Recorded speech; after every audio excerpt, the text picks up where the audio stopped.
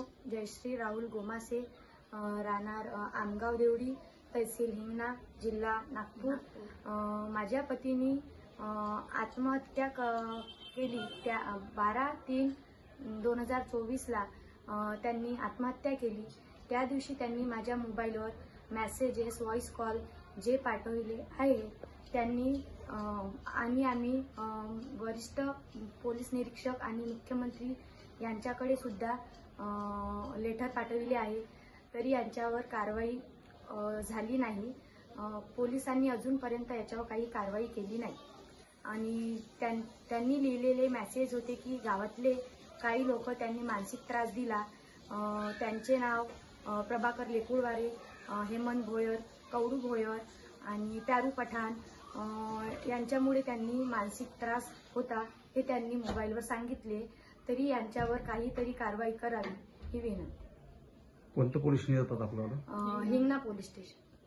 Police स्टेशनला गेले होते आपण? हो, गेले होते। पोलिसांनी काही लिहिलं, तुम्हाला काही दिलं का? नाही, त्यांनी सांगितलं की याच्यावर काही कारवाई होऊ शकत नाही। कोणी सांगितलं असं? पोलिसांनी। म्हणजे याच्यावर कोणत्याही प्रकारची कारवाई होऊ शकत नाही असं पोलिसांनी सांगितलं? तुम्हाला काही FIR कॉपी किंवा काही? नाही, काही नाही। पोलीस स्टेशन म्हणून काही आलेलं नाही? काहीच नाही। आणि तुम्ही पुढे आता जे तक्रार केली म्हणता उपमुख्यमंत्र्याकडे, त्यांच्याकडून काही मिळालं? नाही। बरं, ह्या कोण आहे? आई, सासूबाई। तुमचं काय नाव आहे? शोभा तुझी गोमासे। किती मुलं आहे तुम्हाला?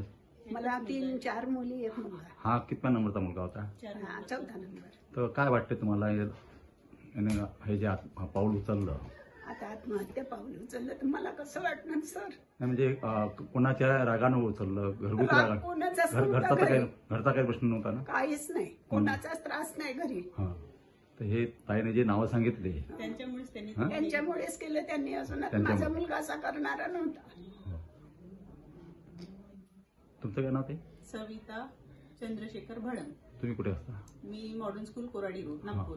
तर हा तुमच्या किती नंबरचा भाऊ आहे? माझ्या पाठचा म्हणजे 4थ्या नंबरचा भाऊ आहे, माझ्याच नंतरचा भाऊ आहे। तर कसं काय तुम्ही नेहमी येत असाल या ठिकाणी? हो। तर काय प्रकार झाला असेल? काही नाही, तो टेन्शन मध्येच असायचा ना। म्हणजे काही आर्थिक व्यवहारानं झालं की काय झालं?